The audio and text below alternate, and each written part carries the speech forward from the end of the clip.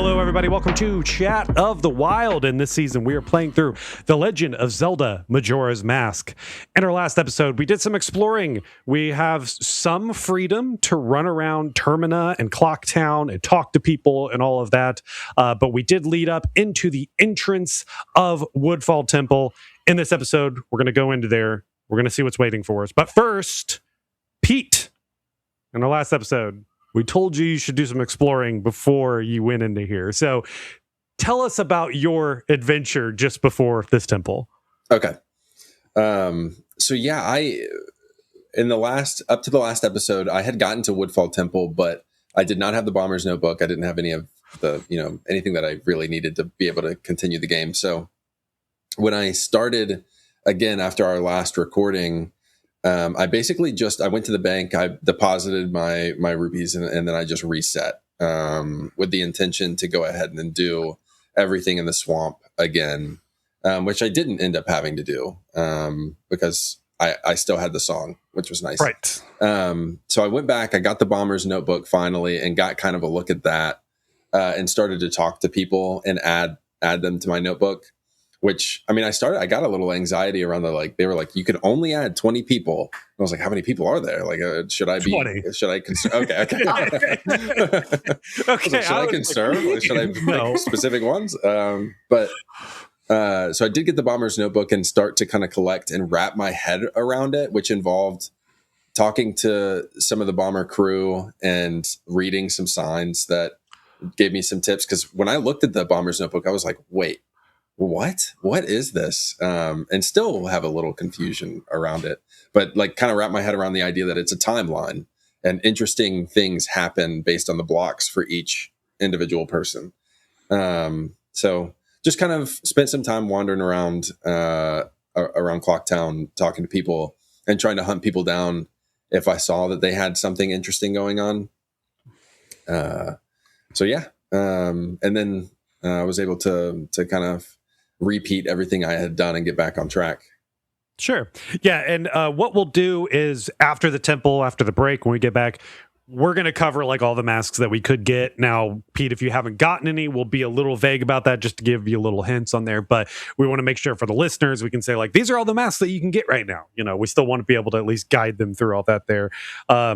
So Celeste, you went right into the temple, right? Because you would have already been ready to go. I know. Yes. In our group chat, you were just so eager. You were like, what else can I do in the game before we talk? And I was like, you can't really do much else right now, Celeste. I'm sorry. Oh, yeah. I was saying it, it's really hard not to progress past the checkpoint, which I have played this game before, but it has been over 2 decades since I've played it from start to finish versus, let me go poke around on my N64 save file and beat it again or just explore. But yeah, it's fun. And Pete, I'm curious, as you're playing this, especially after coming off of the original Legend of Zelda, do you feel that as well? How are you enjoying this experience? I have some baked in nostalgia for the graphics of this era, just from Mario 64. So, and then from playing Ocarina of Time, I just love the aesthetic. So I do feel that kind of I don't think I feel it as much as anybody who would have played it as a child feels it, but I do feel this you can tell that this is something special with the music, and I know we'll get to it, but especially once you beat the boss for this temple, the main boss for this temple, and the area that you go into, which is almost this cosmic, I don't know, fog area. There are parts of it that I'm like, oh, this is not matched in any game sense of this vibe that it has is so unique, so specific. So I'm feeling that a little bit, I think probably a fraction of what you guys are feeling it from having played it as kids. Are you getting you recognize this person from Ocarina, but then they're a little different? Yes. Yeah, a little bit. So of course I recognize the scarecrows, that kind of stuff. And then there are the witches in the swamp area that I recognize. And I mean, there is some of that wondering of like, okay, are these the same characters? This is a direct continuation, so it must be the same people. I'm racking my brain trying to think of who else has carried over. I mean, most of the characters, like, they didn't have names before, so Okay. you have like the Kuko girl is on here now, and her name is what's her name? Anju. Yeah. And then you have you have Ingo, which he was Ingo, right, in Ocarina? Yeah, Ingo. Yeah, so Ingo was the Luigi counterpart to Mario at the stable. Yeah, that's right. In Ocarina, and now he's here. He's actually here a few times.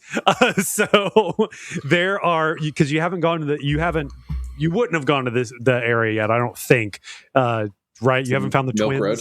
Yeah, I did. Yes, you did go to Milk Road, so you met the twins there too. Yeah, I was just kind of wandering around. I figured it would stop me if I got to a point where I wasn't supposed to progress, so I was kind of taking roads occasionally, just trying to see where it would let me wander. And good, yeah, that's exactly what you should be doing. I guess since we're bringing that up, did you go to the stable on the third day?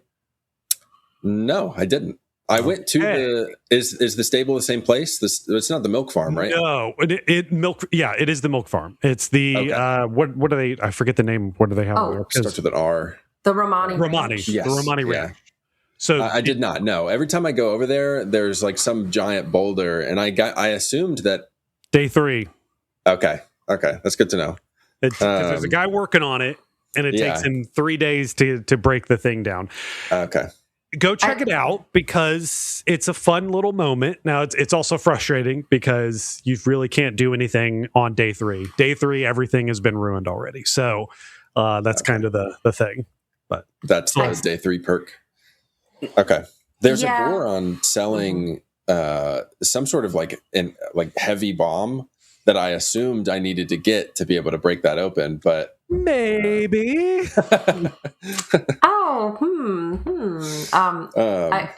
I will say, I'm glad we're at this section, because I wanted to get a mask that I did not have, because it came in handy after the Woodfall temple. Yes, and we'll talk about that one as well. Mm-hmm. We'll come back around to the things that are over in Romani Ranch after this episode, because yes, we have to be a Goron in order to be able to reach Romani Ranch before bad things happen. On day 1, to be able to get into Romani Ranch, day 1, we have to we have to go through the Snowhead Temple. I always mix those ones up. Snowfall. I think it's Snowfall that leads to Snowhead, something Peak, like that. Something. Snowhead, Mountain Peak, all that. Anyway, but that's not this episode. This episode is Woodfall Temple. One last question, Pete, before we get in. Did you go talk to the fairy before you went into this dungeon? I did. Yes, I did. Yeah, because does she give you the fairy mask? Yes. Yes. Yeah, I got the fairy mask from her. Okay. I did not use it. I did use it once within the temple and had the fairy float over to me. Okay, but then we'll talk about that. Okay. That's fine. We'll introduce all of those things as we go near. So we're going to walk into Woodfall Temple here. This is our first temple. Big deal. Really cool. But yeah, so we have little fairies that we can find in here. There's 15 of them. So Pete, did you find the 15? No, I found 14. Okay. Well, unfortunately, if you've reset, which I assume you have at this point, you're going to have to find all 15 again. You want to find all 15. Like it's listeners, it's very important for your time that you have on here. You can, but go whenever you're starting off a temple, make sure you're going there day 1, slow down time, collect all the fairies in this run, because otherwise I want to say the 3DS version smoothed a little bit out there in terms of like your accessibility on there, although it might just be I think they maybe just warped you to the boss in the 3DS one. I don't think that maybe the 64 one. I'll have to check if the 64 one can warp you to the boss after you've beaten it. I know the 3DS one does. I think so, because like there were times I would go back and just for whatever reason, I feel like defeating this boss again. But so I don't spoil this for Pete. Not in the traditional sense. I had some advantages to fight this boss. Jeremy, are you picking up what I'm putting down? Possibly. We'll have to get to it. Because the boss here, when we get to it, has always been kind of weird for me because I don't think I ever understood actually like how they wanted me to fight him. But we'll get to that. Okay. As we were talking about, though, we do have stray fairies throughout this dungeon. If you get the stray fairy mask, when you put it on, as long as they aren't trapped in a bubble, they will just fly to you. There's 15 in each dungeon. You want to find all of them because when you leave that dungeon, there should be a fairy fountain nearby. You take them there, you get a new upgrade. And in this case, the upgrade that we get is a bigger sword spin. So Not good me. good to do that one. Not me. Oh, right. They redid it on the 3DS one. Celeste, what do you get in the 3DS? You double your magic meter. Okay. Oh. So they give you the double magic meter to begin with. Okay. Yeah. Interesting. And I might be misremembering. Because I was like, wait, isn't that in the N64 version? Unless it's another temple. I can't remember. It is, yes. You do get a double one, but I guess they remixed the fairy ones to be like, maybe you want more magic at this point, but like, I mean, you do run out of magic quite a bit actually on here, so that might have been intentional in that way. But yeah, so you put on the mask. It also will glitter if there is a fairy in that room with you. So there are like pink sparkles that come off of it if there is still a fairy in that room. Does that include inside like enemy bodies? I know I found at least one fairy inside of a Skulltula. Yes, it is very dependent on each room that you're in. Okay. So, and that includes multiple levels. So if you can look up and there's stairs that go up to another level, that level is also included in this room. It's confined to the boxes of each room. Yeah. Gotcha. Okay. That's good to know. Yeah. And I used that, I was using the ZeldaDungeon.net guide to help me locate the fairy. So at least I would have a general idea of where they were. Because it's a little different. Even this guide is saying that some of the locations for like one or two of them is different. Yeah, they remixed them on the 3DS as well. Yes. But yeah, so we get in this dungeon, and one of the first things that we are tasked to do is sort of master the Deku flying abilities. Pete, this is your first time going through all of this stuff. This is like the first real like challenging of you've got moving platforms, unless you did the Deku Scrub challenge in Clocktown. But how'd you do? How'd you fare? Just this very first entrance. Well, I'll say like my experience has been a little bit stained by the controller that I've been using is an Xbox controller, which I had like a Nintendo 64 controller for Ocarina of Time, but for whatever reason it was a knockoff one that I got on eBay. I can't get it to connect anymore. So I've been using an Xbox controller, and I had to increase the dead zone on the analog sticks. So there are times when I go to fly and it does not pick up the momentum, so I have to somewhat repeat what I'm doing, which is just like it's like a good indication that it's time to get a new controller. But I have had some controller based woes with how that's laid out, and with the C buttons. The C buttons are on my analog stick, so I've always hated that with it when you're doing emulation. Yeah.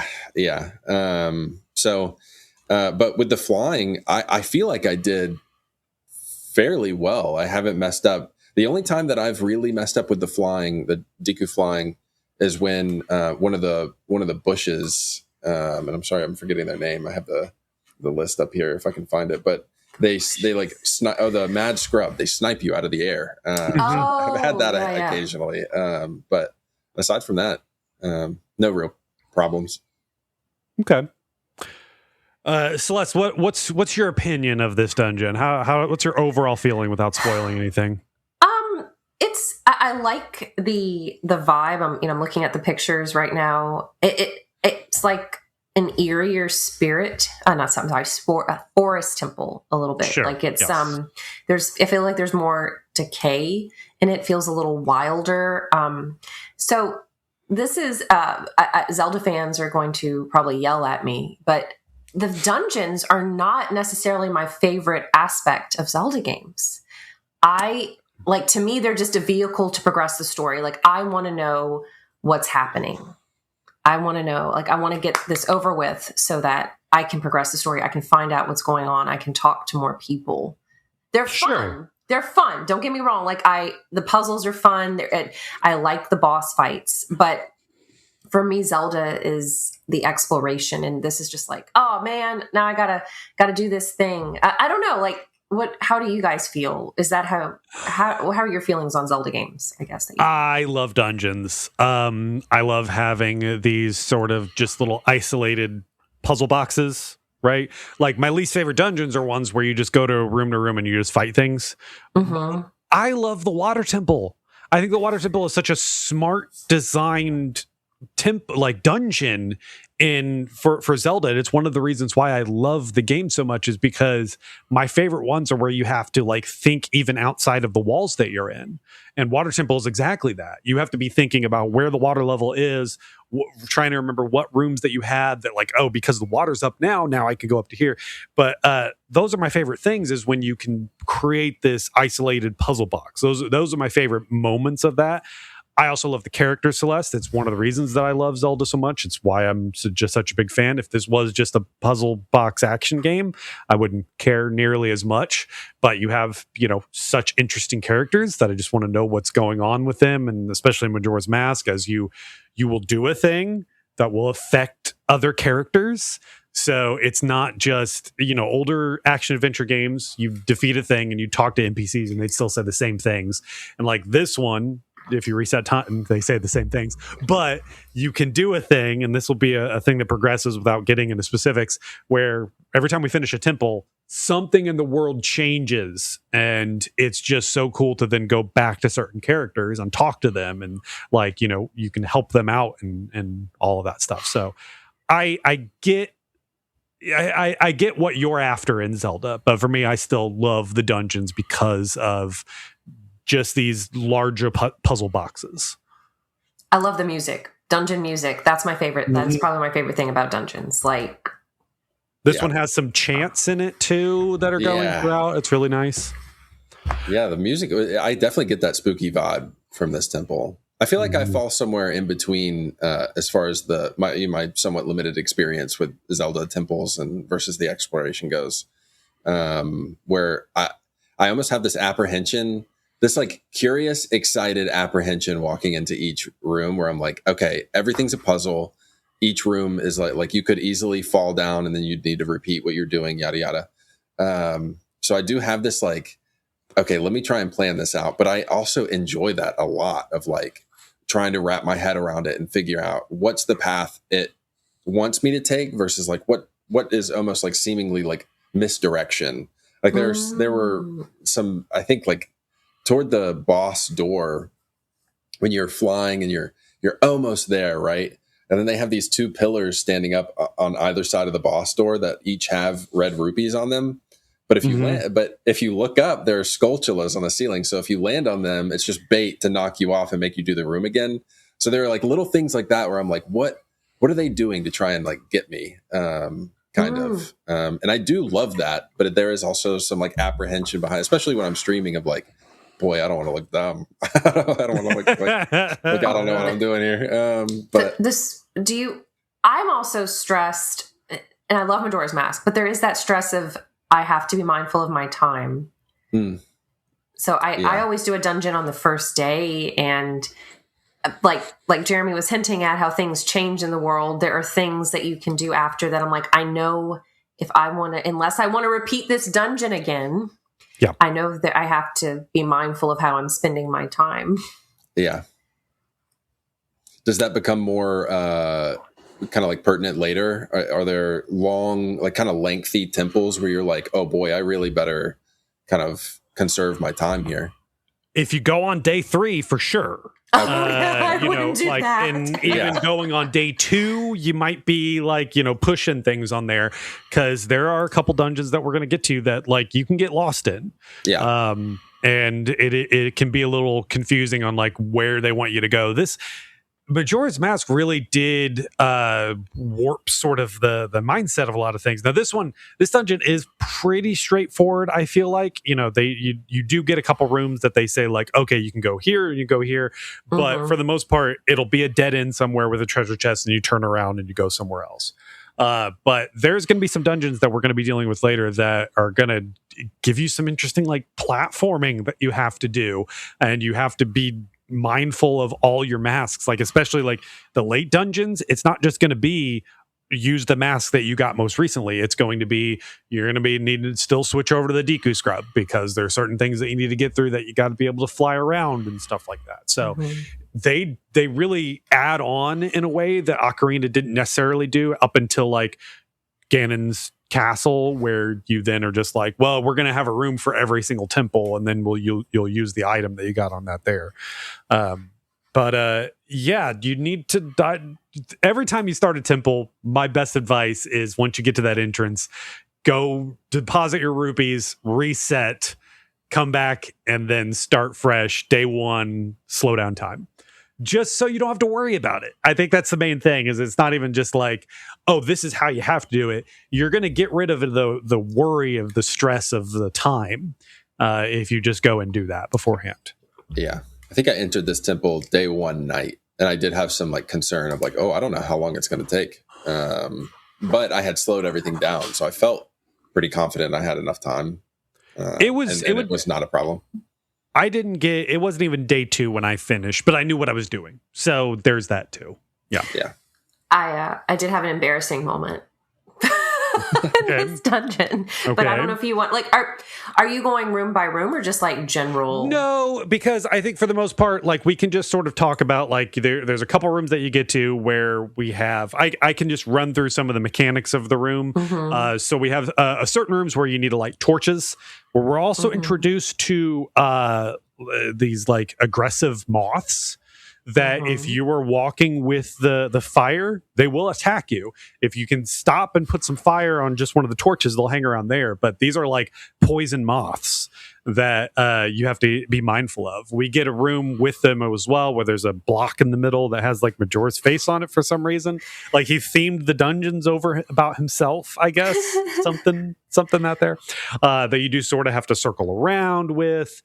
As we're going through here, they do some of the little fairies are easy to see. Some of them are a little harder. Like, this room actually has one that's kind of hidden.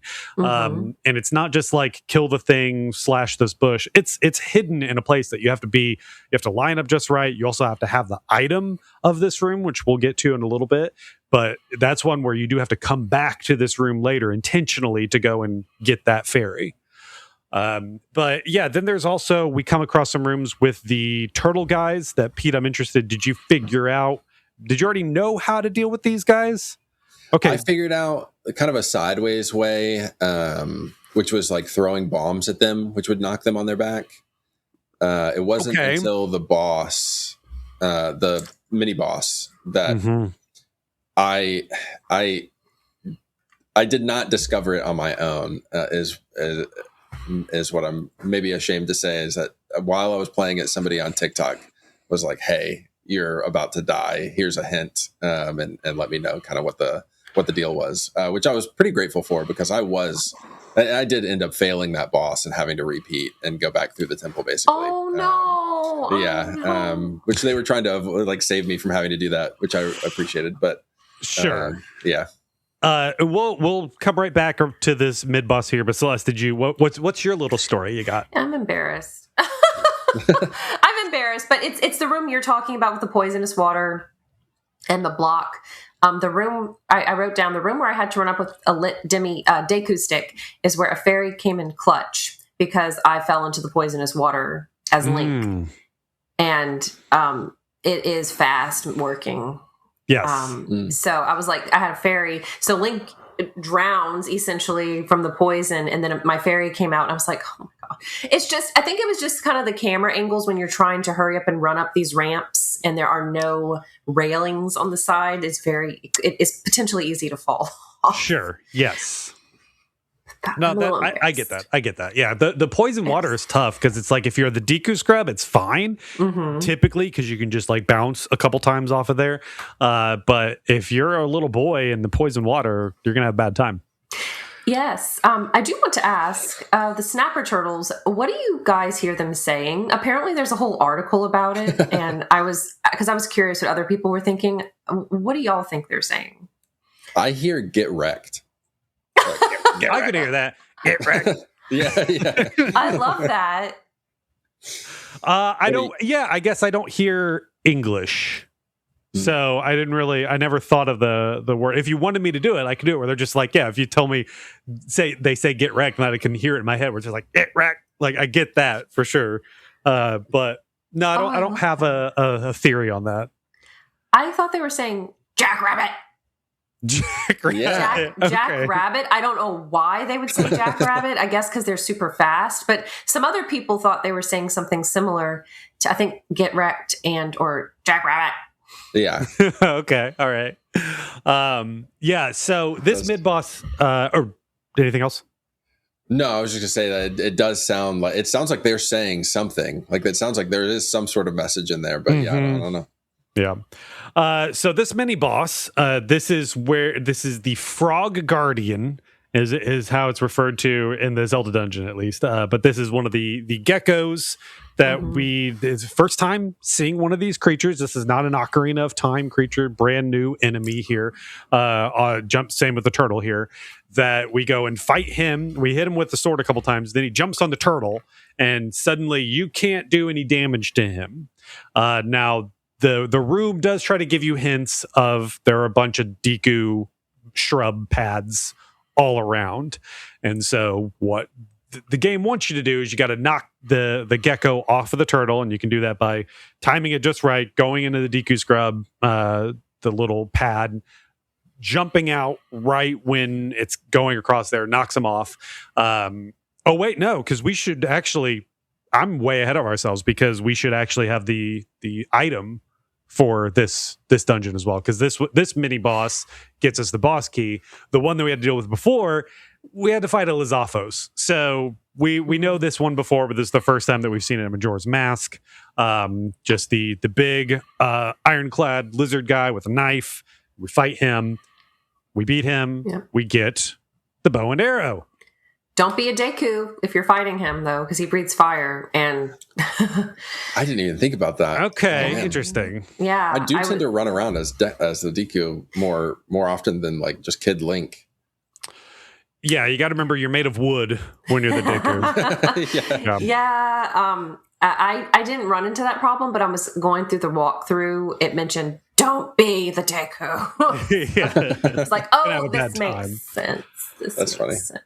Huh. But anyways, yeah, so we have a bow and arrow, and then we're back here again. Did a little rewind in time, and then we're going to fast forward in time again, back to where we were. We do this a few times, and what happens is that when he does get knocked off, he will climb up on the ceiling, and he will stop for a moment, and that gives you a chance to Z-target him, hit him with your arrow, or, if you want to free aim. I don't know, Celeste, did you use your gyro aiming on this now, because you have access to that? Oh, I didn't think about gyro aiming. I just shot him with my arrow. I think I just tried to Z-target him. Yeah. So is there something unique about how I can do this on the 3DS versus the N64? The gyro aiming is just perfect. Like you're gonna have a very easy time with all of the shooting galleries and any kind of thing, especially at the end of this dungeon. There is a point where like you're going to see a bunch of stuff off in the distance, and you using your gyro aiming on it is just going to be so much easier. Especially, I hate, and Pete, I think you might be able to update this on your version. There isn't a crosshair for your aiming, so it's always been an issue with Ocarina, with Majora's Mask, is that you always have to aim a little bit above the tip of the arrow, and it's just something that you learn. Like eventually, it's just like that's where the arrow is going to go, and I've always hated that about that. And so the gyro aiming is a godsend for these games, just because it becomes so much easier to know where you're shooting and aim quickly. That would help me with the pictograph too, because I have a hard time getting a good angle on the picto because it's just so. It wants to go up or down. It doesn't want to like kind of like stay in the middle of where I want to take the shot. Yes, that would be nice. I enjoy the little gecko riding a snapper boss fight. I think it's really creative. I enjoy it. And then after you beat him, did you see the little friend? Yeah. So he turns into a little frog guy. Pete, remember this. Okay, so I have a suspicion about what kind of mask is going to help with that, and I'm wondering if it helps with the boss itself, because I already have a bird follow me mask, so I'm wondering if there's an amphibian like kind of version of that is like, I don't know, follow me around as a frog or do my bidding as a frog kind of mask. Maybe. Do my bidding as a frog. That is a great visual. Like, sure. Pete, did you try to use the leader mask on the Wolfos? I did. Oh, no. On the Wolfos, no. You mentioned that last. You mentioned that last episode. I tried to... I did run into them again, and I guess they only come out at a certain time. Only at night. Okay. So yeah, I did run into them again, but I just kind of beelined past them because I was like, obviously I can't defeat them with my sword. Like I kept trying to smack them and they just weren't dying. But I tested it for you. Okay. It doesn't work. Okay. I was just like, all right, let's see what, like, I've never done this before. Let's give it a try. So I get Link like just sitting there and like these wolves come running at me and I'm just like, doo, doo, doo, doo, doo, and then they're just like, bam. It's like, nope, that doesn't do anything. No, they don't I haven't been able to get it to work on any animal that I've tried. Not that I've tried a lot. I guess I've tried the frogs. What else have I done? I've put it on a handful of times and tried to march, but nothing has followed me around. As far as I know, there's only two. There's only two animals that it reacts to. And maybe I did it in front of the dog. Yes. So the dog will follow you. Oh, then I must not have, because it didn't. I don't remember doing that. I don't know if I tested it in front of the dog. I did pick up the dog and like kind of toss it around a little bit because I was like, there must be something I can do with this dog if I can pick it up. I figured out who that, if we're talking about the Clocktown dog, I figured out who owns that dog, by the way. Oh, okay. Okay. Someone owns should I say it? Yeah. Anju and her family own that dog. Interesting. I found out on the third day. Okay. I'm trying to figure out where Anju goes on the like third day, because you walk into the hotel and it's some new clerk, but her mom is still in there. We will circle back around to this thread. I just want to say that I figured out she and her family own that dog. Okay. That's interesting. Yeah, so we end up beating the gecko and his little turtle friend, and that gets us into the room with the boss key. And so we can then go into the boss and go and fight that there. But we also do, actually, this also cleanses the poison as well. So when we go through here, no, because we could have done this. I'm trying to remember. I got this out of order. Since we have the bow. Now, Pete, did you have some trouble with figuring this out too? With the bow, we can now light certain torches. I remembered that from Ocarina. I think that was a mechanic from there too. Okay. So yeah. Because it does guide you to certain points where it's just like, oh, there's a little marker on the ground, and if you're standing right here, right in front of a torch, you'll see like, oh, it lights this thing here, and that activates some other things, and that cleanses the water on there. So, Celeste, you can swim around in the water now without worry. Thank you. Yeah, it means a lot. Yeah. That was the one. I went back to the temple after beating it. And made sure to go to that room to collect that fairy that's sitting in the water. but now I don't have it again, I guess. So I need to go back and do that. Yeah, you'll need to do that all over again. Fortunately, you're learning this now in the first temple, and it's going to be the shortest temple, so there's that at least. How do you pronounce the boss's name again? Odawa. Yeah, that's what Odawa I say. Is what I was saying. Because he does say his name. That's what I thought. Okay, I thought he was saying Ottawa. Like we're basically saying the same thing, just pronounced a little differently. Because I thought he was like Adawa. That's what I thought he was saying when he's chanting. Is that what you guys hear too? Yes, that's what I hear too. Yeah. Okay. I guess I wasn't listening. It was just like haunting calls while I was trying to figure out what to do with him. Yeah, it's cool. I'm trying to think. You may want to. Well, there might be a reason for you to come back. I mean, I'll just tell you later on. It'll be really easy for you to come back and fight him much later. So if that's something that you want to do, but it's cool because it is a voice clip that they're using in this here. So it's like whenever these N64 games use actual voices for stuff, I think it's just really interesting. Yeah. So we'll just jump right in here. So this is as I pronounced it, Odawa. And he is a very large human-esque deity that he's looks like this wood god, this forest god, sword, shield, but he also did you all notice about the fact that he also looks like he's kind of being puppeteered? Oh, like there are strings? No, but like that his mask is the only thing holding him up. So we saw this similar with the Skull Kid when we saw it earlier, that like you'll see that it looks like the mask is moving on its own and it's carrying sort of the body with him. But there are times where Odawa also does this because they do talk about this, that Odawa was like good. This isn't just a nasty beast that's in there. He was supposed to be he's a good forest god, but he's been corrupted because the Skull Kid went into there, messed things up. So that's a key thing to remember here. Oh, yes. I also am very amused whenever characters just say their names, because I'm picturing, would I do this in real life? Like Celeste. So like the Pokemon rules? Celeste. If you ever get into a fight with somebody, maybe that would be really intimidating, just to be crying your own name the whole time while you're... Yeah. It would be like that episode of Hey Arnold where he's like, don't hit me, I'll hit me, I'm crazy, where you just make them think you're absolutely insane. Yes. But yeah, I love the drum beats. Remind me a little bit of the Bongo boss fight in the Shadow Temple. Like just that.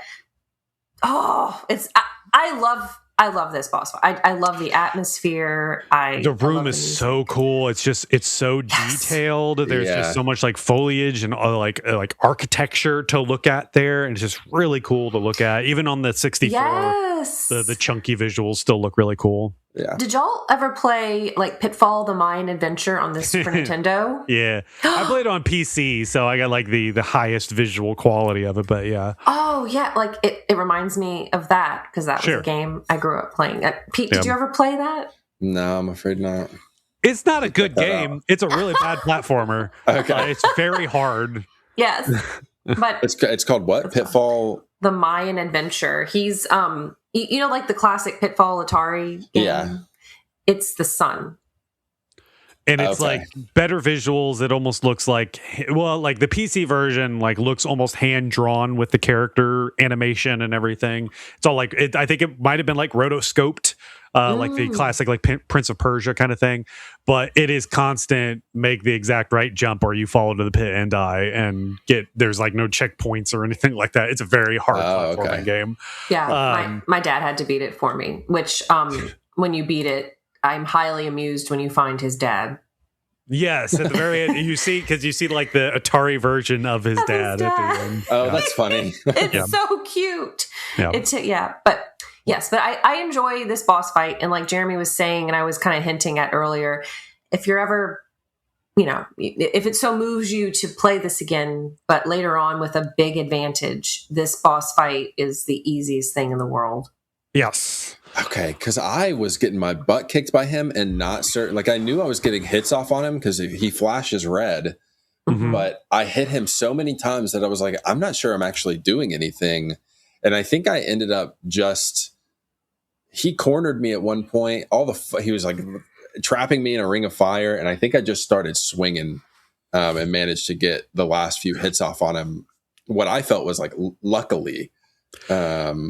Pete, you're describing what I remember as like the first time playing this, and like the frustration that I had. Again, I was a kid at the time, and I just didn't understand, especially going from Ocarina.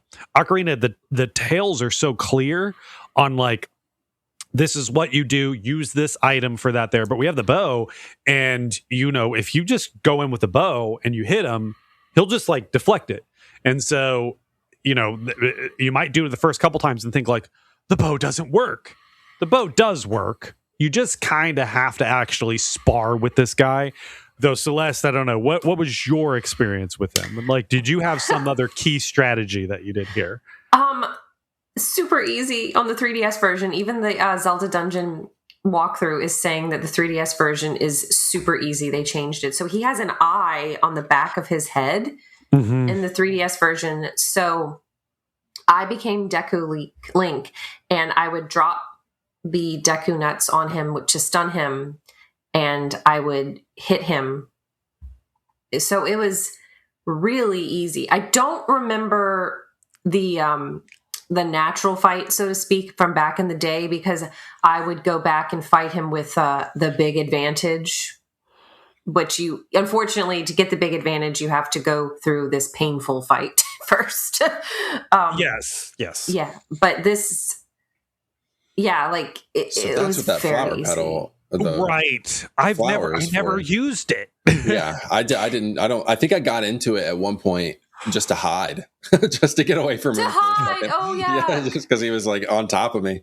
But then it's also saying to be careful not to be the Deku, because when he releases these flames, that's not good, because you'll have to start it again. But no, they're even saying that they changed the fight. They said it is laughably easy in the 3DS version, and it was worst part of the 3DS version is they nerf every single boss fight. Like the eye on the back of his head. This isn't like a spoiler because 3DS. This is just what the 3DS version. Every boss has a monster eye that is just like, this is my weak point. Hit my weak point. You're telling me they injected themselves with a G virus? They hung out with William Birkin, exactly. And that's what they did. Yeah. Okay. So the thing that I did, so my strategy for this in the end, which is I'm next time I play this, next time I fight him, I'm going to try to do it with the Deku Scrub just to give that one a shot. Because I did go up there for a second, but I'm like, I can't see where he is down here. I don't know where. I'm like looking around. I'm flying through the air. I'm like, where'd that guy go? I don't know where he is. Oh, yeah. Because I had a suspicion because I saw the flower, but I'm like, I can't figure it out. If you time your arrow shots in between like his animation, so watch when he's about to like jump at you with his sword, dodge out of the way, hit him with the arrow, that then stuns him, and then you can get a couple sword slashes in. Okay. So you could stay Boy Link the whole time and just actually like spar with him, but it does require you to, make sure you're watching what he's doing and dodge out of the way and all that stuff, because he can be relentless, but he also barely does any damage to you. That's why I kept feeling like, oh, I'm getting hit a lot. And I was like, I lost 1 heart in this whole thing. Like each hit was actually doing a 1/4 heart damage to me. Wow. Huh. Even though Link, every time I got hit, he's just like, ah! Yeah. It's like, you're not the one getting hit. Yeah.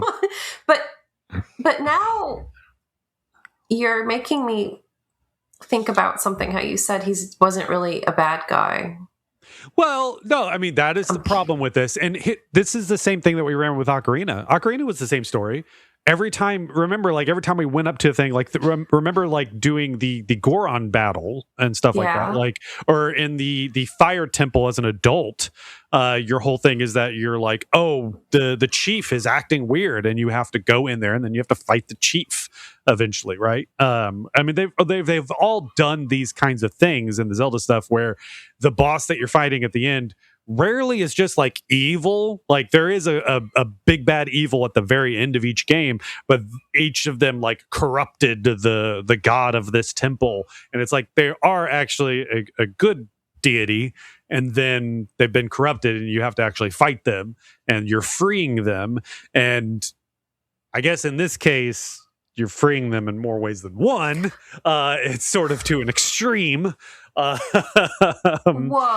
Freeing them from their lives? Is that... Yes. Oh, okay. What an eloquent way to put that.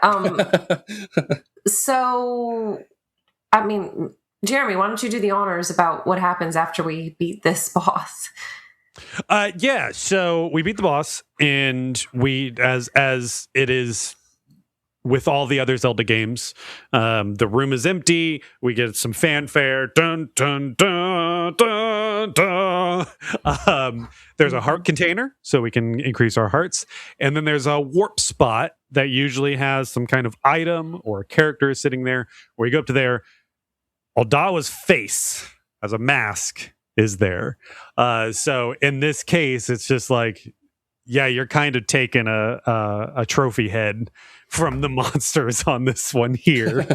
Oh God. It's a little, it's a little more extreme in that way if you think of it like that. But we're gonna reset time and everything's gonna be fine.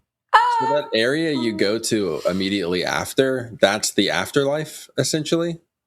Okay, you're getting way ahead on. I mean, like we can talk philosophy and theories in the future. I like it. Bookmark that. We can talk about that later. But we end up in this foggy area. We're on this platform here, unlike anything we've seen previously, and we start to see a creature in the distance. We can barely tell what it is. We just see like really long legs and like a body on there. And we start to hear it talk to us, and it sings us a song and tells us like, oh, this is, learn this song. And this is where we learn the oath to order. And they also then talk about bringing everything together, and Tattle sort of pieces it together of like, is this the thing that Tail was talking about here?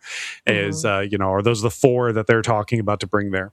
But yeah, then that goes and sends us away. Now, I guess we can theorize more about this later, but like, I have not really put that much thought into it. Not that I'm against it. It's just not where my mind goes on that. But I like the idea of and Celeste, I know before we started this season, you were coming on board that you really wanted to talk more about the analogies that might be in this game and talk about philosophy and everything. So yeah, I mean, this game talks about death and all of that, and there's different stages of grief that we are dealing with on this here. I mean, Celeste, did this bring anything to mind for you? Well, I'm in the guide I followed. It's saying that the torso-lacking fellow was apparently sealed within the mask of Adalwa, and now it has been freed, and it is willing to help you. So, was it Adalwa? Was it taking on the form of this, or was Adalwa a separate entity? I might be thinking a little too much into this. That was what I had assumed, was that we were seeing a clean Adalwa that was uncorrupted. I did wonder where he was all legs. I did wonder where that body went, but maybe I'm wrong about that. Yeah, you'll eventually see. They're a weird design. I'll just say that you'll see more of them later. That's why the idea that it was Adalwa kind of like, I'm just like, but it doesn't actually look anything like Odawa, and there are more of them, and they all look the same. So like this type of creature could be a spirit of some kind that manifested inside of Odawa. But they definitely don't look anything like the creatures that we're going to be fighting in each of these temples. In this scene, is there a flashback? I can't remember. It's been I played this like 2 weeks. Like, is it just in the mist is what I'm saying. Like, I don't believe there was a flashback on this. Was there a flashback? I have it pulled up right now.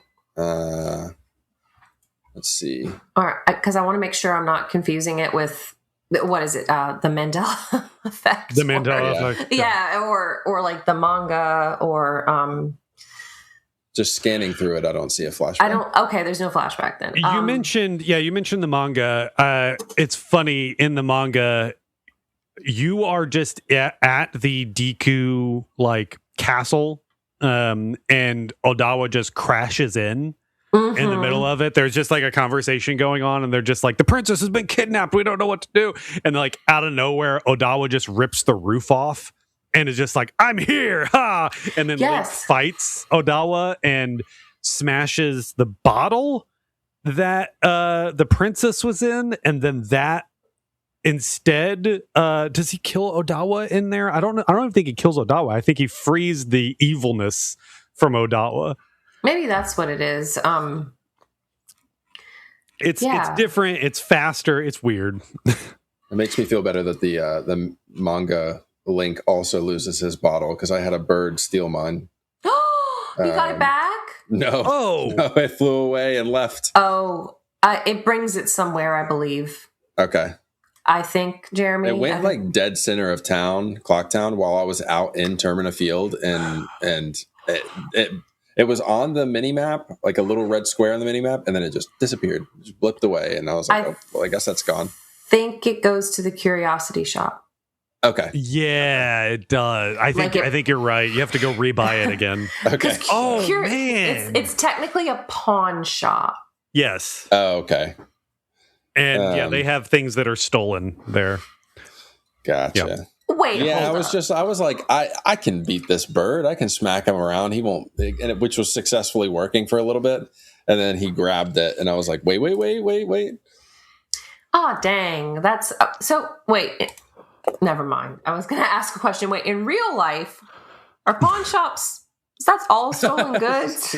No, I mean it's okay. No. Pawn shops are people that have sold. Well, there's a good chance that like a percentage of pawn shops are stolen goods. But it is, it's people coming into the shop selling the things that they have. The idea is that people don't want a thing and they sell it to a pawn shop, and then the pawn shop sells it to someone that wants it. That's the idea of the pawn shop. Unfortunately, a lot of times it's like, oh, I have this necklace. Don't ask me where I got it. Give me $50. Oh, or I think they also give loans too, right? Like in your items collateral. Yes. Yep. Yeah, I think your item is collateral. We go. My husband and I like to go look for like video games and just kind of like treasure hunt over there. But now I'm like, is this more nefarious than I realize? Like, oh my god. Yeah, you don't want to think about that. Let's see. Anything else before we go and take a break for this temple? So we get that done. All that, like Celeste and myself, then went to the fairy fountain afterwards and cashed in our fairies. Got our little upgrades. Pete, you'll need to go back and do that again. Well, did we talk about? I guess we could talk about the princess after the break. Yes, let's talk about the princess after the break, because that'll sort of lead into other activities that we can have after the temple. So let's take a quick break. When we get back, we're going to see what has happened since we have cleaned out this temple. Hey, listen. Want to give a few shout outs to some comments that we've gotten so far, checking up on that there. This is from a review on Audible. The show is available on Audible, so that's something you can do there. I didn't even know that. It's free on there, so if you use Audible, you can search Chat of the Wild on there, and if you're a regular user on that, you can just bring in the podcasts on that as well. This is from Declan P. Riley. The header says, everything, 5 stars. I love listening to this podcast. You guys even helped me find out about the mode settings, which is very good because I love taking pictures of that game. Not quite sure what we're talking about there, but happy to help. Thank you for making this. And also, I have read the Majora's Mask manga too. It was really good. By Peace Center. Peace hands. Oh, thanks, I need to check that out. I'm going to be looking at that today to see if I can get my hands on one of those. Because the more that we talk about it, the more I'm like, man, I really want to dive into the weeds of these stories, and that seems to be the place to do it. It doesn't go that far in depth. I'll just say that. Actually, okay. It's considerably more shallow than what we have with the game, because they skip most of the characters that you come in contact with. They slightly change how you interact with certain people, like how Link runs into a person is slightly different, which we'll talk about that as when we get to the Zora one, which we haven't yet as this one's going up. But it's different. It's fun in that way, but you're not going to get a deeper meaning out of it necessarily. I don't feel. Gotcha. Okay. Yeah. From James Dinso, however you want to pronounce that. Sorry. But they said, I loved Tegan. Glad she returned. We had Tegan on to talk about the Ocarina of Time remake, which is a real thing. It's great. We're super excited. Can't wait to talk more about it in the future when we get some more trailers. Pete, you took a look at it. What'd you think? I am very excited for it. If I can... Here's what I hope it is not, and here's what I hope it is. I hope it's not just a graphical enhancement. Yes. Which that would be great. But, I'd still play it. I'd still want to get a look at how they envision everything in modern graphics. But I do hope that they scale everything. What I hope it is I hope they scale everything up, but leave it all kind of geographically similar. So all the spots are in the same spots, but there are more huts in the village. The Lost Woods are bigger, more vast, you can get lost way easier in them. I just want everything to be a little bit kind of bigger and really feel like a small little child in this giant world. Yeah, absolutely. That's kind of my desire a little bit. Yeah.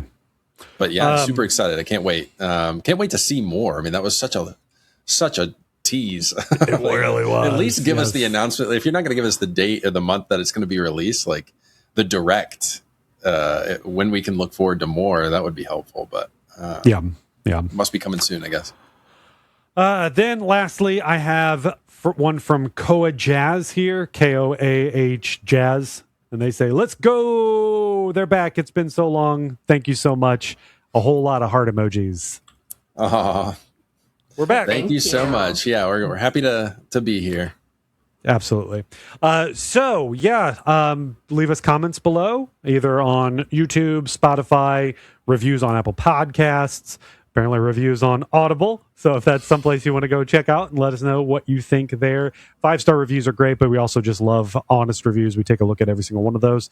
Let us know what you'd like to see from us. We did just do a review of Mina the Hollower. So that was a singular episode that I did with Jonathan Dunn from O3C Games. By the time this one's going up, that would have been a few weeks ago. But it's something I'd like to do more of, is to just do sort of one-off things.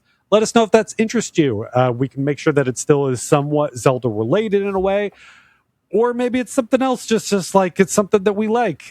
We have some ideas of maybe letting you in our own personal lives a little bit more, of some more show and tell. Celeste had a fun idea for that, so keep an eye out. We're workshopping some things like that, and let us know. Pete, you do some streaming. Let me, it's off and on, but tell the listeners where they should go to, make sure they get alerted when you are streaming. Yes. So on Twitch and on YouTube and TikTok, I do streaming at NewFriendPlus. On YouTube, it's NewFriendPlus VODs. There are 2 different channels. I make video essays on my main channel, which is just NewFriendPlus. But if you want to catch the streams on YouTube, it's a channel called NewFriendPlus VODs. You can also catch me on Twitch, and I stream on TikTok. If those are your more preferred platforms.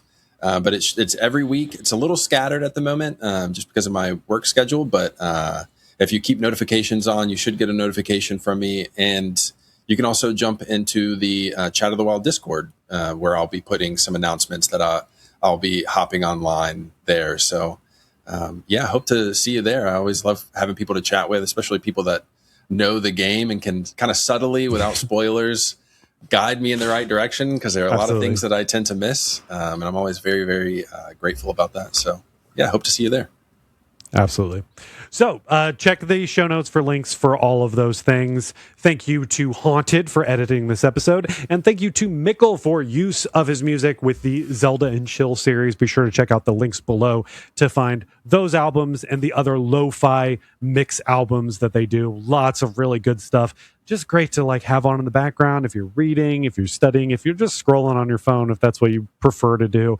Just put some of that music on. It's really good stuff. Yeah, that's all we have. So let's go ahead and get back on with the show. Welcome back. Before our break, we talked about finishing the temple here, and what happens is that as we leave, we see the water, the poison of the water outside is also cleared. So now we can freely sort of swim around and all that stuff, which is nice. I still prefer to hop around as a Deku scrub. It's just easier to go around in the water. One, because you can land on the lily pad still, so you can do all that, rather than if you're a boy and you climb up on the lily pads, they just immediately sink. Mm-hmm. It's kind of funny how sad it is, because you're like, I need this, and you're like, no. You're too I would heavy. do that and try to race to put the Deku scrub on face or mask on before it would sink completely, and was not successful. But at the end of this cutscene, we are then teleported to this little spot, because we do see a ramp appear right outside of the temple, and we are on this interior place. And then we hear a noise on the other side of this sort of vined off area. That we take our sword, we slash it, and we see the princess is in there, the person we've been looking for. We talk to her, and it's just so funny how she is just like, thank goodness you're here. I hope my dad didn't do anything rash, like blame a monkey and is going to sacrifice a monkey. Oh, he's doing that, isn't he? Oh, no. Oh, it's so funny. And I'm like, do you really, the way I have to transport you, is there really no other way? Like, you can't just follow me. Pete, how did you figure this out? I figured, it was the only thing that I had in my inventory at the time that I thought could even remotely be. I was like, do I need to pick up like a potting plant or a pot somewhere that I can put her in? But then I was like, but you know what? The jar kind of acts like that. So let me just try that out. And immediately she went in there. And I think it made me laugh out loud, because it's such a small jar compared to her character. Yeah. And it's because it's like a Pokemon, right? It's like you throw the jar at her and it captures her like a Pokemon. But then she's even talking to you in the jar, and she's like, you need to hurry up, it's really tight in here. Yeah. And then even afterwards, she's like, I'm not getting back in that ever again. Right. But yeah, we run back to the Deku. What are they? It's not the temple. It's a Deku palace. Palace. That's the word. I kept saying castle. We'll go back to the Deku Palace, and it's funny. It's like, as you get into that room, if you keep walking, she'll interrupt you. She's like, what are you doing? Let me out of here. I need to talk to my dad right now.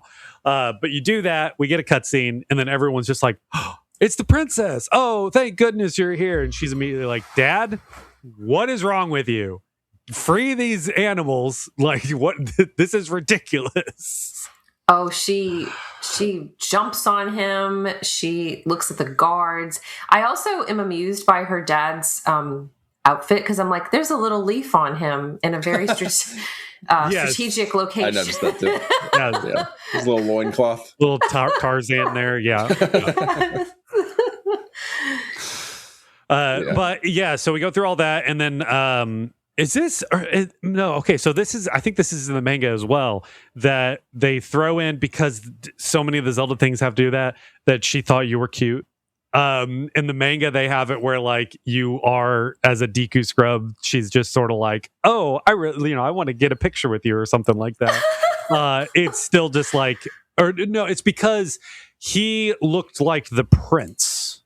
He reminded her of the prince that has disappeared, which I think in the manga is supposed to be the butler's kid. Oh, interesting. I think in the manga they make it where the butler's kid was the prince who's gone missing as well, or he's out and about, whatever. Because they don't make it sound like he's royalty in the game. No. So I think I'm mixing that up with the manga, which is what I intended to do. I wanted to add some more lore in there, but in my mind, I wish I would have drawn a line better in there. No, but it's cool. fine. It's cool. I like the creative liberties they've taken to connect. Yes, absolutely. But yeah, so now the water is cleaned and we have some more areas that we can go around in. We need to talk about this real quick because they also tell you the butler has a reward for you. Pete, did you do this? Yes. Yeah. Twice before. I was like, did you? Do you have the bunny hood? No.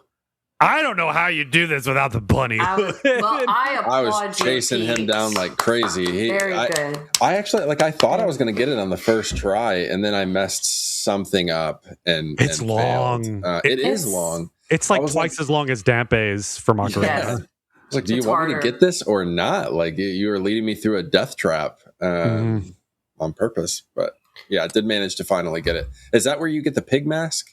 Yes, that is the reward at the end of this long-timed platforming race that you have to do.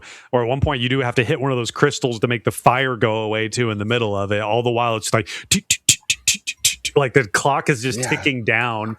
But yeah, at the very end of it, he gives you a mask, which is the pig mask that lets you smell things. Don't currently have a thing for that, but okay. Yeah. I was gonna say I did not find a utility for that, even though I went around trying to sniff things.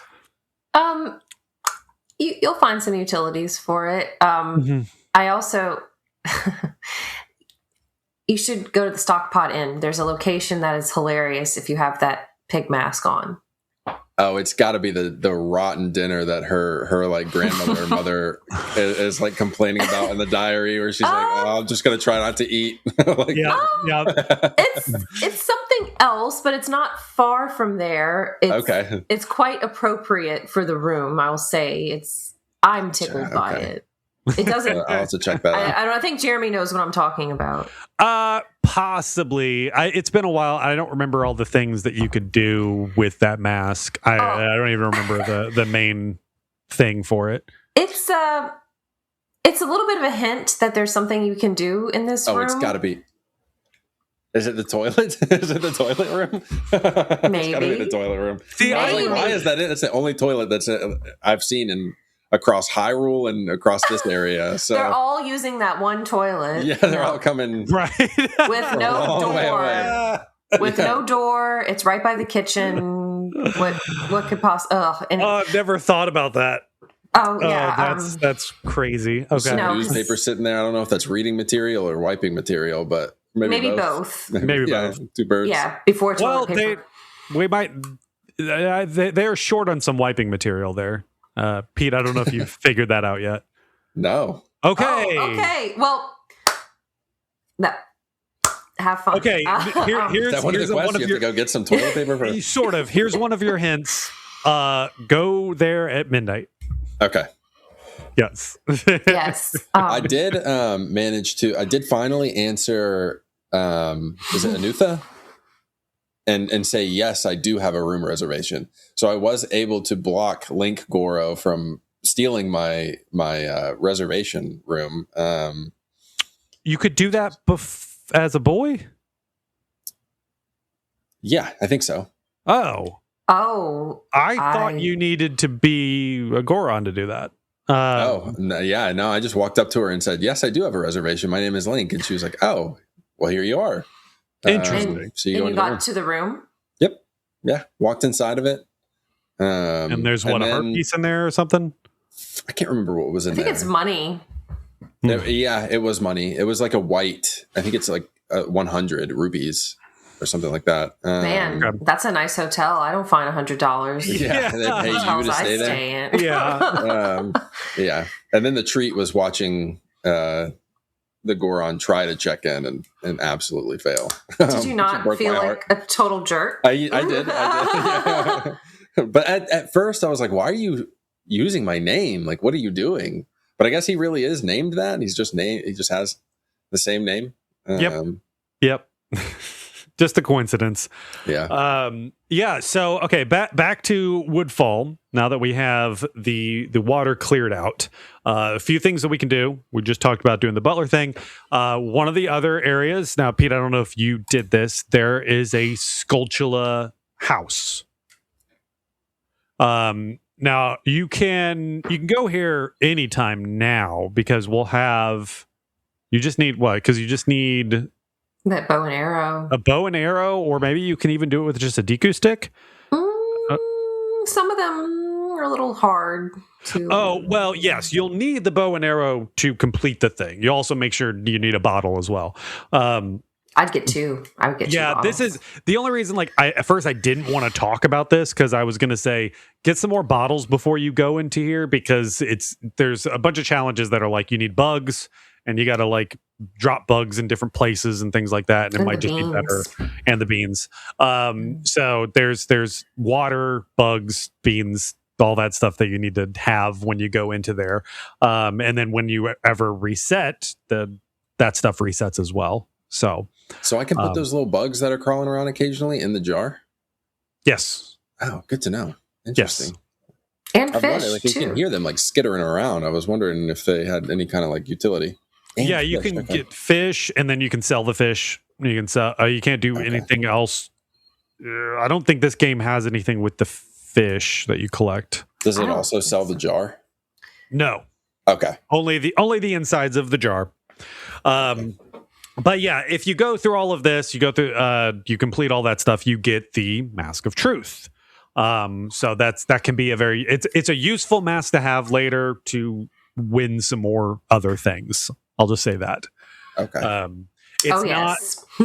Remember, the Mask of Truth is different than the Lens of Truth. These are not the same thing. So this one doesn't let you see invisible things. It just lets you, if you remember in Ocarina, if you wear the Mask of Truth, when you talk to the Gossip Stones, they say different things to you. So remember those traits, and it's kind of similar in this one as well. Okay.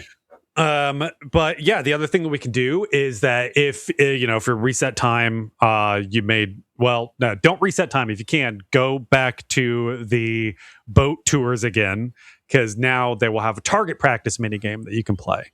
And then if you do that, which is just, it's again, this is just so hard with the N64 because like I'm just like constantly just come on, move. And the whole time she has a target that she's holding below her. And if you hit her enough times, it ends. So I don't know if either of you know that.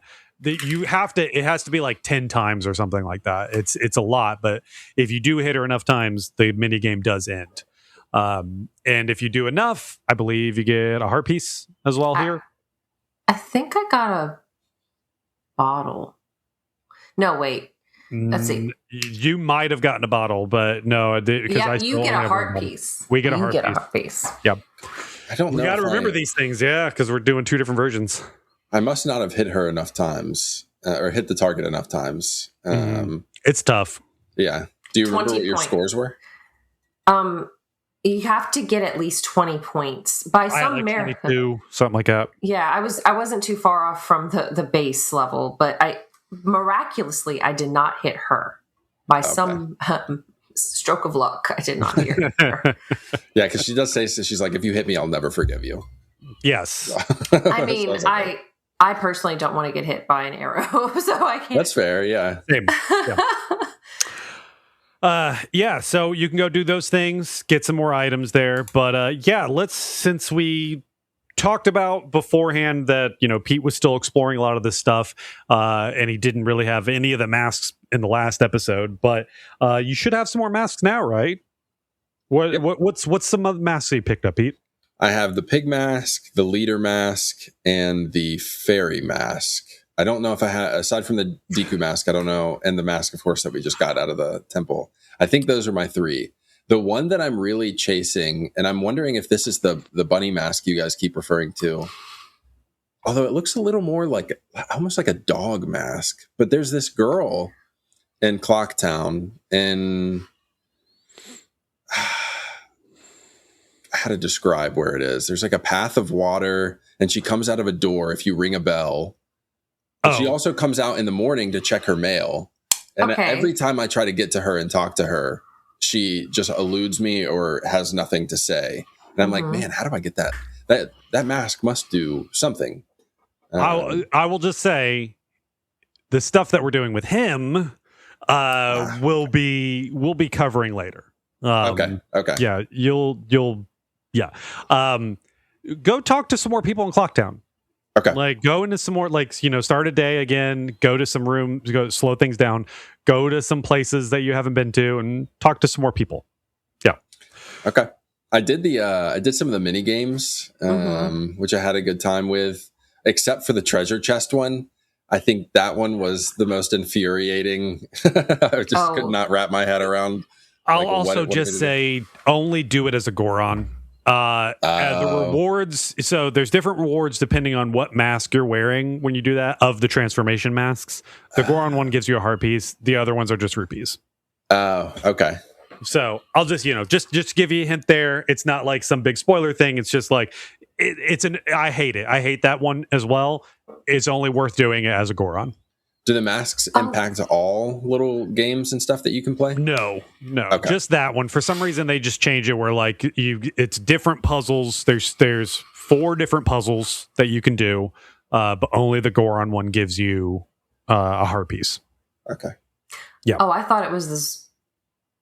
Different one. Maybe they changed it. Maybe they changed it in the 3DS one. Well, the reason I'm saying that, because I didn't complete it yet, but I remember playing it back in the day with one of the transformations, and she's like, well, hi, handsome.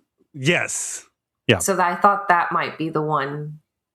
I don't know, but maybe I don't believe so. I can double check that. We'll come back around when, we'll have more masks to try this again in the future.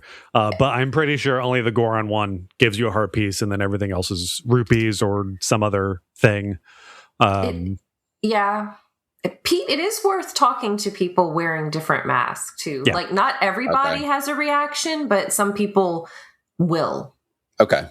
I've talked to, I guess I need to just wander around more and find some more people. I've talked to like people during their chunks of time and can't quite wrap my head around what I should be doing to trigger their unique like event, I guess. So like I've seen the mailman running around during his block of time, but anytime I talk to him, he's just like, don't interrupt me.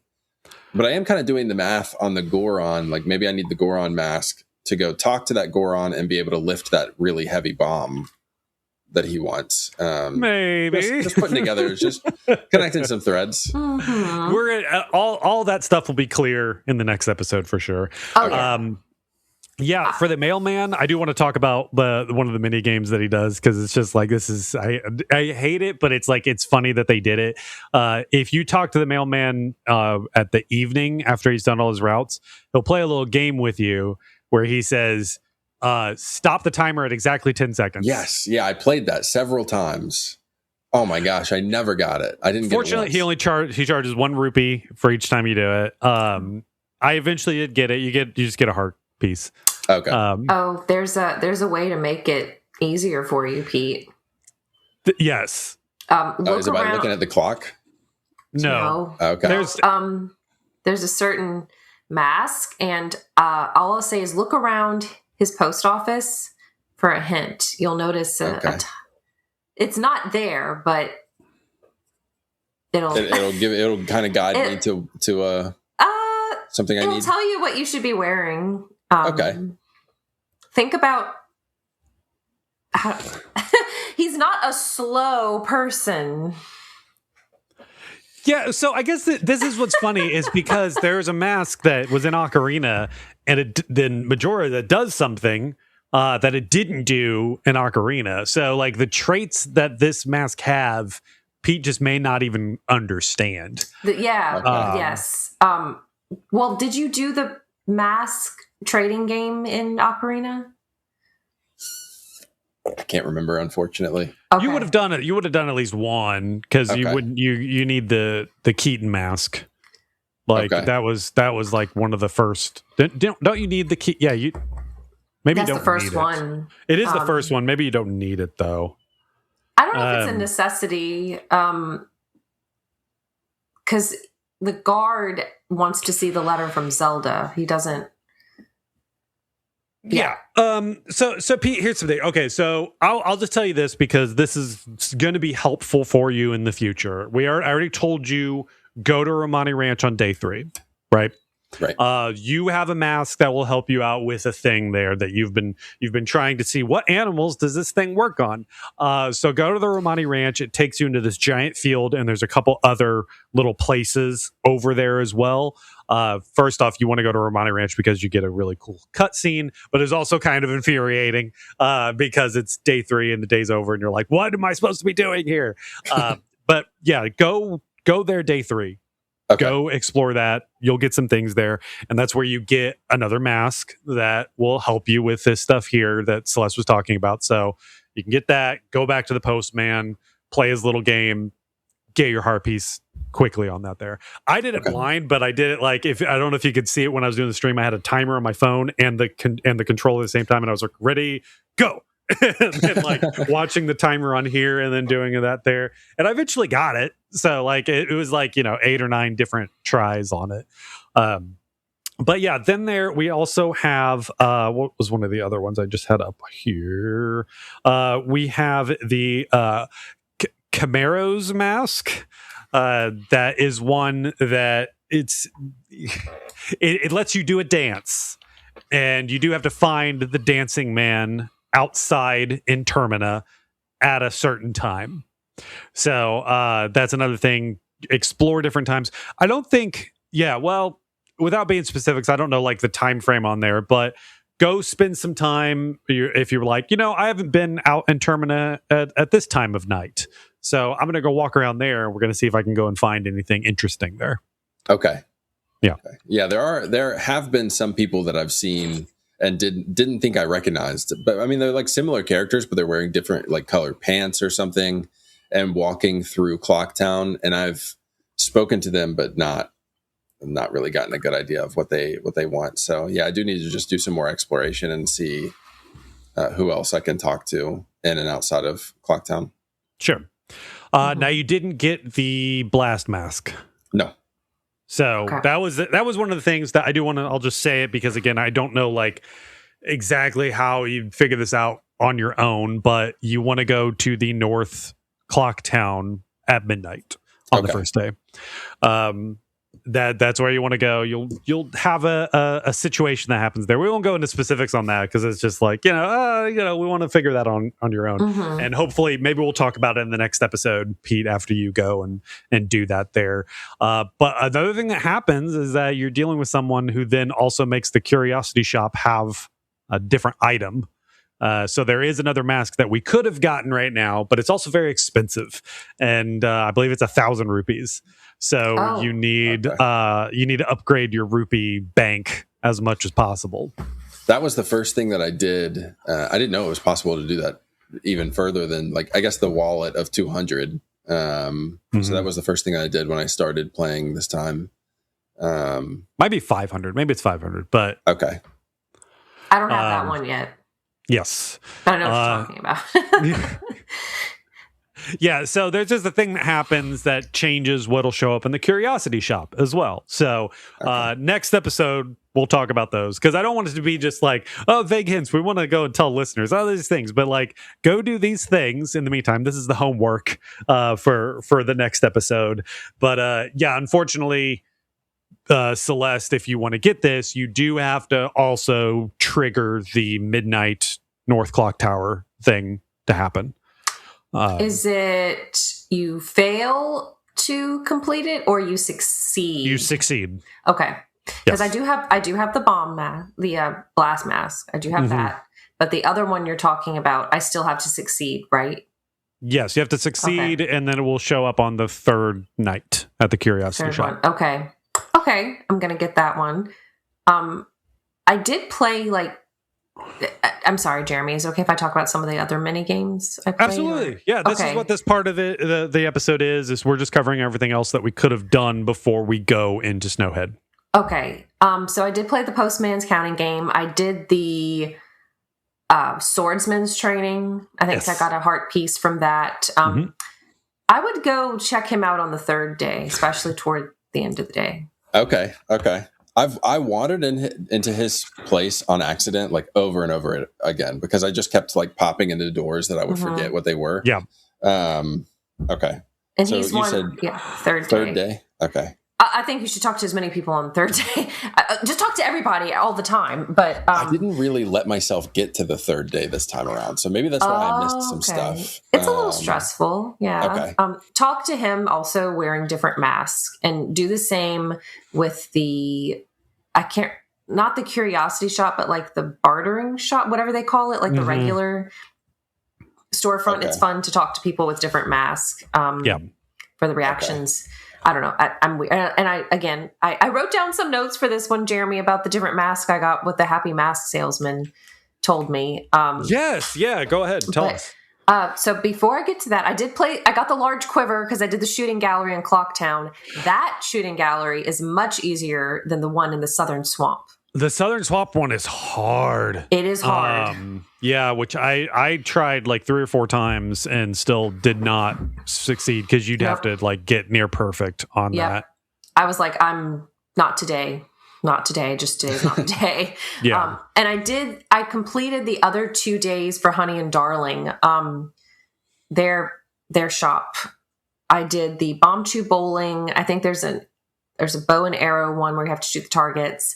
And then the one that I paid the most money for, because I had to keep repeating it, was I call it bomb skit ball. Bomb skit ball, yes. That one I paid the most for. But before I tell you what the mask salesman told me about my new mask, is there anything else y'all wanted to share about mini games or? I did the basket bomb as well. Basket bomb. I forgot what you had called it, but bomb skit ball. Yeah, bomb skit ball. I did that once. I did that several times to try and actually get it and manage to do it. But besides that, I don't think I played any of the other ones. Yeah, there's also a lottery. I need to double check if you get anything other than rupees, because I don't care if that's all it is. Okay. Because the lottery you can cheat, right? Because you were time traveling. Oh, wait. Are you telling me the numbers stay the same? I'm pretty sure they stay the same, but it's like it's different for each person's game. I'm pretty sure they stay the same. Because I think I can count on one hand how many times I've bought lottery tickets in real life. So, like this one, yes. I kind of forget it's there. Because we can't travel through time in real life. So, like, otherwise, we'd be rich. Oh, boy. Oh. Yeah. So you could do that, but I believe it's just rupees, which, like, I do my own little, like, rupee farming. There is one of the very first things I always do whenever I start is there is a chest above the target practice game that you can reach by you have to hop along some of the walls and jump along the targets on Honey and Darling, like you're parkouring over the top of their entrance there.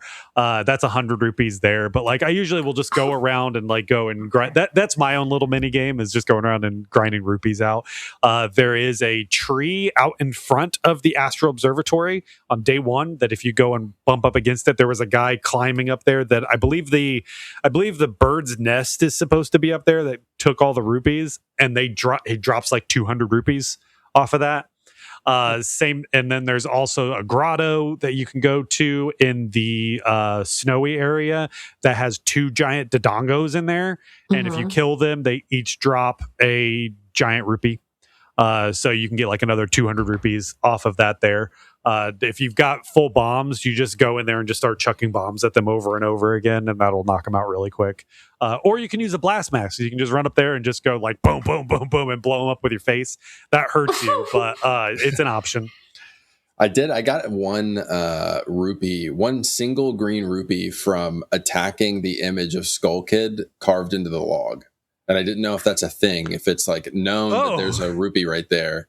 But I just went over there and did a twirl as the Deku Scrub and got 1 rupee. Interesting. That's not I didn't know that. Maybe that was a coincidence. Maybe I got it some other way, but I'll have to go. I'll try that next time. Yeah, I'll try that next time. We'll go run up to it and hit it. Yeah.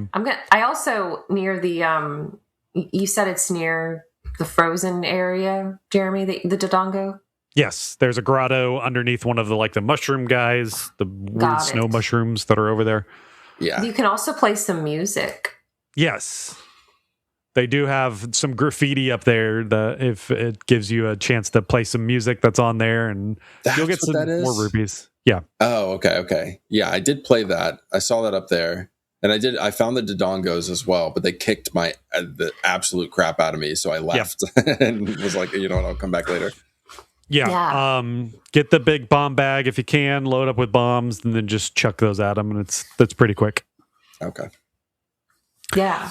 So do you want me to talk about the mask, or is it like, I'm not going to tell you how to get them, Pete, but if you want me to share what the, this will be a good way to close off the episode too. I was thinking if there's anything that you guys want to talk about that you think I shouldn't hear for spoilers, I can take my headphones off and keep an eye on the screen. And if you just wave to me like, hey, come back. No. I think this is good for, we give a little bit of hint. We're giving it to you. We're giving it to any of the listeners that haven't played it as well. Just to say, like, we didn't talk about this, but go do these things here. And that's sort of your warning. We'll talk about it in the next episode. We will go and say, these are, I'll make notes of these that, these are ones that we didn't say enough about, but in this episode, we're going to start off that episode saying like, okay, this is what this mask does. This is what this mask does. So that way we can then continue forward to be like, well, there's another set of like 4 or 5 masks that we're going to unlock in this next, 2 episodes. Okay. Yeah. But yeah, Celeste, what did the happy mask salesman have to say about some of these funky masks we've got? So I got the bunny hood, and all I will say is that situation that you get the bunny hood, it reminds me of some things we've talked about like pre-show. But when we talk to... Okay. When you get the bunny save hood, that one. Okay. We'll talk about it. But when you talk to the mask salesman, the bunny hood, he says, that is a fine thing. It is filled with kindness toward animals. Okay, nice. Very sweet. I'm a big animal lover. I have 2 cats, and if something happened to my cats or someone hurt my cats, I would end up in jail. That's all I will say. Yeah. I know Pete has a cat. Jeremy has a dog. Mm-hmm. So big animal fan here. The Mask of Sense. You've done well to get that mask. Looking at its condition, I can tell that its previous owner was neat and tidy. Yes. That makes sense. It was the butler. Camaro's mask. Okay, well, I'm not going to say too much, but that is a fine mask. It is filled with the joy a teacher has in finding a good student. Okay. Nice. Okay. That one is it's a little bit of a plug, but in issue 10 of Read Only magazine that I'm a part of, I wrote about Majora's Mask, and the theme of that issue is charge, and my article is who's in charge at the end of the world, and about taking control of your own destiny. And I talk about Camaro's mask in that piece because I had a teacher who meant a lot to me and helped me out a lot. I've had many teachers like that, but I highlighted one in particular. So yeah, when you get that mask, Pete, I would love to talk about favorite teachers, or I don't know, maybe I get too sentimental with these masks, but I love it. That. No, that's great. Yeah, that'd be awesome. I have a lot of teachers that I loved and feel that they are responsible for any success that I've had in my life. So yeah, I would love to do that. It's sweet. It's a sweet mask. So the Mask of Truth, I got that one. And the Happy Mask salesman says, you have a frightful mask, but being able to see into people's hearts and minds seems useful. Okay. I don't know. Interesting. I don't know if I'd want to necessarily see into everybody's mind. What is that saying? What other people think about me is none of my business. Exactly. Yeah, I don't want that. I don't care about that. No. I like it for the game because I'm nosy and I use it for things, and I talk to the gossip stones, and I use it for other creatures. Yes. Yes. But yes, that's it's cool. Yeah. Do you have more masks than what I have, Jeremy, at this point? Because no. I did. Okay. I know that. Well, I do have one that I did mention. Okay. Or no, I didn't get it because it's too expensive. The one that I said was too expensive in the Curiosity Shop. I didn't get it, but I'm like, I know I can get this one. I was trying to talk about like what are the masks that we can get here right now with all of this stuff, and like that one you do need to grind rupees, I believe, to go and be able to hold enough to buy it. and I didn't do that yet. But no, you have one of the masks that I don't have, Cafe's mask. So that's the only one that I haven't gotten yet, but that's just because we're not doing the Cafe Anju storyline yet. Yeah. I can't wait to do that. It's so good. It's so good. I love it. It's one of the reasons that this game sticks with me as long as it does over most of the other Zeldas. Yeah. Anything else that we want to cover before we wrap up this episode? This has been a longer one, but it's all been great. Good stuff to talk about. All good? I think so. All right. For the next episode, we're going to head north. We're going to go to Snowhead Mountain. Snowhead Mountain. I said it right that time. We're going to go to Snowhead Mountain. I'll just say, to get into there, we need to use the item that we got in the dungeon to be able to clear the path to go to the next area. We're going to do everything up there. Go into the temple, beat the temple. We're going to cover all of that stuff, get some new masks, get sad, do all of that. All right, let's get sad here on Majora's Mask. But yeah, go do all that, finish the temple, and then meet back here. We're going to talk about it on Chat of the Wild.